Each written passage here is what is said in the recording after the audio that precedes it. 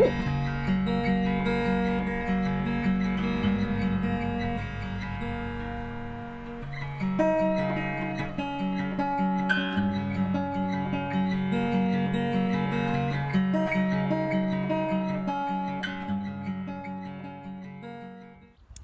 guys, this is Caitlin from Treehouse Wildlife Center, and I wanted to welcome you to our first Ask a Rehabber video.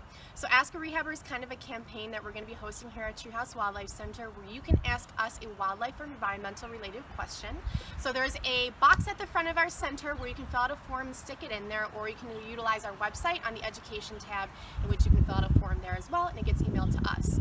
So the first question that we are going to be answering today comes from a woman named Molly from Granite City who asks, why is lead an issue with wildlife?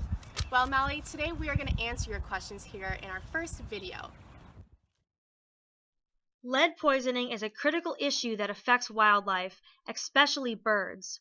An animal can accidentally ingest lead somewhere in the environment, and it can lead to negative health effects.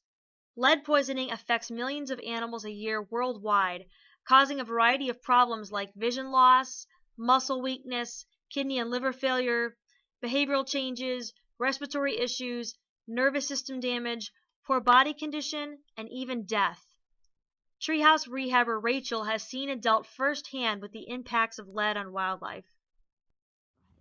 When we get a call to retrieve an animal, we'll often observe the situation the animal is found in. Was it hit by a car? Is it just sitting on the ground? Did it run into something else? Is it an adult found in a situation we wouldn't expect a more experienced bird to be in? These things all give us clues as to what happened. At that point, then we'll go ahead and capture the animal, and then we'll bring it down into our hospital.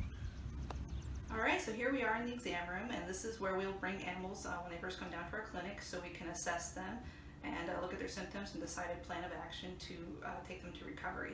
So when a bird or another animal comes in with lead poisoning, we'll observe its behavior. So one of the things we'll often see, especially with birds, is their head will be drooping, their wings will be drooping, and they'll just look tired.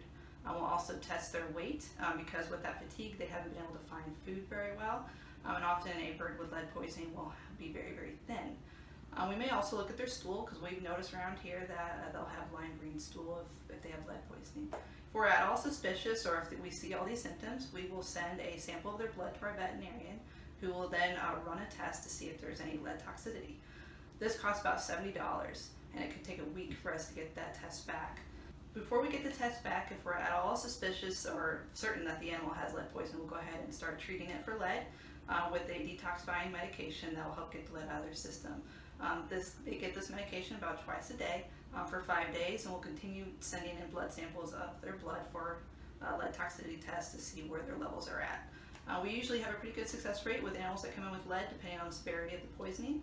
But some animals, obviously, we lose them to the lead poisoning. And some rehabilitation centers have seen an increase of lead over the recent years. So how are animals exposed to lead in the wild? Most of the time it's through ingestion, in which the animal accidentally eats the lead. This happens when, for example, a bald eagle feeds on a hunted deer carcass or gut pile left after cleaning a deer that was shot with lead ammunition.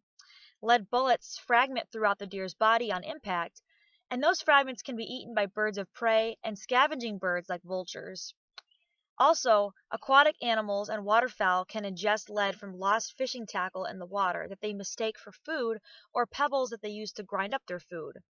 When lead accidentally gets into the environment like this, it can unintentionally impact wildlife and threaten species like bald eagles, California condors, and swans. So how can you help? We encourage hunters and anglers to use non-lead ammunition and tackle. There are several non-lead alternatives, and you can learn more at the U.S. Fish and Wildlife Service's page here. Hunters and anglers are friends of conservation, and we advocate with them for more available and cost-effective lead alternatives. You can also help by bringing awareness to how lead impacts wildlife by telling your friends and family about it. And continue to support us here at Treehouse in our efforts to rehabilitate wildlife with lead poisoning. Together, we can get the lead out of the environment and protect wildlife. Thanks for watching, and see you next time.